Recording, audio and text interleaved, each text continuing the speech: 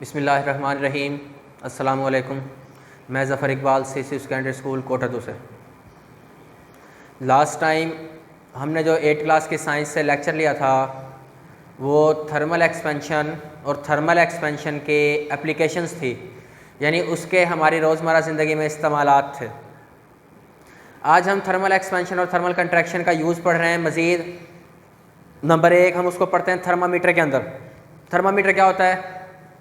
जो बुखार वगैरह की हालत में अगर हम कभी डॉक्टर के पास जाएं, डॉक्टर हमारा बॉडी टेम्परेचर मेजर करने के लिए एक पिन टाइप इंस्ट्रूमेंट देता है, हम उसको अपने मुंह में ज़बान के नीचे दबा लेते हैं। उससे हमारी बॉडी का जो टेम्परेचर होता है वो मेजर हो जाता है कि हमें इतने सेल्सियस पे बुखार हो रहा है।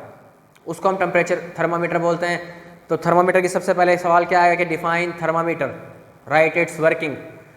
तो थर्मामीटर क्या होता है? Define thermometer device which is used to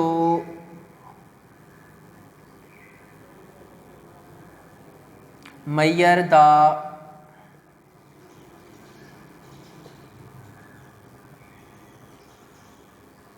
body temperature, कि एक ऐसी डिवाइस जो जिस्म का टेम्परेचर हरारत पैमाइश करने के लिए इस्तेमाल हो, हमने उसको कहना है थर्मामीटर। ये इसकी सिंपल सी हम एक डायग्राम बना लेते हैं।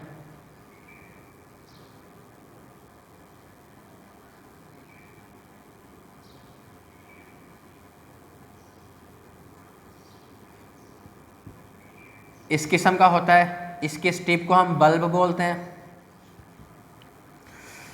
अब होगा क्या, जब आप थर्मामीटर का जो बल्ब है ये आपकी बॉडी से टच होगा, आपकी बॉडी का जो टेम्परेचर है वो इंक्रीज़ करेगा। जब ये बल्ब वहाँ से टच होगा, इसको हीट मिलेगी। तो हमने पढ़ा है कि अगर हम किसी भी चीज़ को गर्म करें तो गर्म करने के बाद वो एक्सपेंड होता है। तो इस बल्ब के अंदर यहाँ पर यूज़ होता है मरकरी, लिक्विड मेटल होती है ये, यानी बहने वाली धात। क्या होगा जब उसको हीट मिलेगी, हीट मिलने के बाद उसका जो बल्ब होगा, जब उसे हीट मिलेगी, हीट मिलने के बाद उसके अंदर जो मरकरी है वो रेज अप होगा, वो वहाँ तक रेज अप हो जाएगा जितनी आपकी बॉडी के अंदर हीट है। इसके ऊपर स्केल्स में टेम्परेचर लिखा हुआ होता है, तो आप उसको देख कर मेजर कर लेते हैं कि बॉडी का जो टेम्परेचर है वो इस वक्त इतना हो रहा है। When the bulb of thermometer is touch with hot object, liquid inside narrow tube is expand, we measure the temperature on scale. अब जब आप टेम्परेचर मेजर कर लेते हैं तो पता चल जाता है कि हमारी बॉडी का टेम्परेचर जो है इस वक्त नॉर्मल है, नॉर्मल से हाई है या उससे कम हो रहा है। तो ये हमारे पास थर्मामीटर था। इतना सही। ज़्यादातर इसकी डेफिनेशन आती है कि डिफाइन थर्मामीटर क्या लिखेंगे? It is a device which is used to measure the temperature of a body, कि एक ऐसा आला जो किसी जिस्म की हरारत को मालूम करने के लिए इस्तेमाल होता है, उसको हमने थर्मामीटर का नाम देना है। थर्मामीटर के अंदर मरकरी यूज़ होता है इन लिक्विड जो मेटल है, और वो लिक्विड फॉर्म में होती है, यानी बहने वाली फॉर्म में होती है। जिस तरह से पानी फ्लो कर रहा होता है इस तरह से होता है।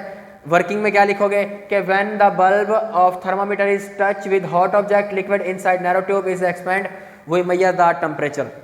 नंबर नेक्स्ट बड़ा अहम सवाल जो इस चैप्टर का आता है वो आता है explain the peculiar behaviour of water, कि पानी का पिकुलियर बिहेवियर पर नोट लिखें।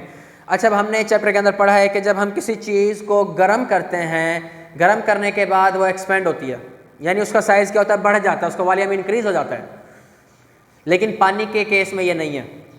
या जब हम किसी चीज़ को ठंडा करते हैं, कोल्ड करते हैं, तो उसका साइज़ या उसका वॉल्यूम क्या होता है? कम हो जाता है। पानी के केस में ये नहीं होता। पानी का जो बिहेवियर है वो दूसरे तमाम लिक्विड से डिफरेंट है।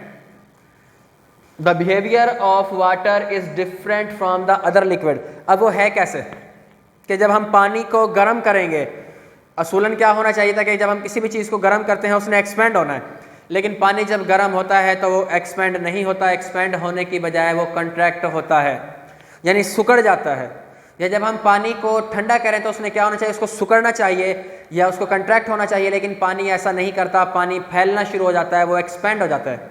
यही है पानी का पिकुलियर बिहेवियर, यानी कि पानी का ख़ास बिहेवियर क्या होगा कि when temperature increase 0 to 4 Celsius, कि जब हम टेम्परेचर 0 से 4 तक बढ़ाएंगे, यानी पानी को गर्म कर रहे हैं तो उसको हीट मिलेगी। अब था क्या कि जब किसी ऑब्जेक्ट को हीट मिलती है, चाहे वो सॉलिड है, चाहे लिक्विड है, चाहे वो गैस है, उसका जो वॉल्यूम होगा वो एक्सपेंड होगा, यानी कि इंक्रीज हो जाएगा। लेकिन पानी के केस में ऐसा नहीं होता, पानी जो है वो कंट्रैक्ट हो जाता है, यानी सुकड़ना शुरू कर देता है। उसका जो वॉल्यूम है वो डिक्रीज, यानी उसका साइज़ कम हो जाएगा, और उसकी जो डेंसिटी होती है वो इंक्रीज हो जाती है। ये 3 बातें लिखनी है। क्या करना है, उसका वॉल्यूम जब हम 0 to 4 पे उसको गर्म करेंगे वो क्या हो जाएगा, कंट्रैक्ट हो जाएगा, वॉल्यूम डिक्रीज हो जाएगा, और उसकी डेंसिटी क्या हो जाएगी, इंक्रीज हो जाएगा। और एमसीक्यूज का पॉइंट याद रखेंगे कि पानी जो होता है वो 100 सेल्सियस पर बॉयल हो जाता है, यानी उबल जाता है, गैसेस हालत में कन्वर्ट हो जाता है। उसके बाद दूसरा क्या था, 2 हालतें हैं ना हीट की, या हम किसी चीज़ को गर्म कर सकते हैं या हम किसी चीज़ को ठंडा कर सकते हैं। अब पानी को जब गर्म करेंगे तो बजाय इसके एक्सपेंड होने के वो कंट्रैक्ट होगा, उसका वॉल्यूम क्या होगा, डिक्रीज होगा, और डेंसिटी इंक्रीज। और जब हम पानी को टेम्परेचर को डिक्रीज करेंगे 4 to 0 तक, यानी 4 सेल्सियस से 0 सेल्सियस पर आएंगे, तो बजाय पानी को कंट्रैक्ट होने के वो एक्सपेंड होगा, उसका वॉल्यूम इंक्रीज होगा, और उसकी डेंसिटी होगी डिक्रीज। जब ये तीनों काम होंगे कि वॉल्यूम एक्सपेंड इंक्रीज होगा और डेंसिटी क्या होगी, डिक्रीज होगी, तो हम इसको कहेंगे कि पानी का पिकूलियर बिहेवियर है, पानी का एक ऐसा बिहेव है जो दूसरे तमाम लिक्विड से अलग है। और किसी भी लिक्विड को जब आप गर्म करोगे वो एक्सपेंड होगा, और जब ठंडा करोगे तो वो कंट्रैक्ट होगा। लेकिन पानी की हालत में ये काम उल्टा हो जाता है। अब सवाल यहाँ से एक बनता है कि why ice float on water, कि जो बर्फ़ है वो पानी के ऊपर क्यों तैरती है। देखें, हमने क्या किया, पानी का टेम्परेचर कम किया, डिक्रीज किया, डिक्रीज करने के बाद क्या वो एक्सपेंड हो गई, उसका साइज वॉल्यूम उसका बढ़ गया, उसकी जो डेंसिटी थी वो डिक्रीज हो गई।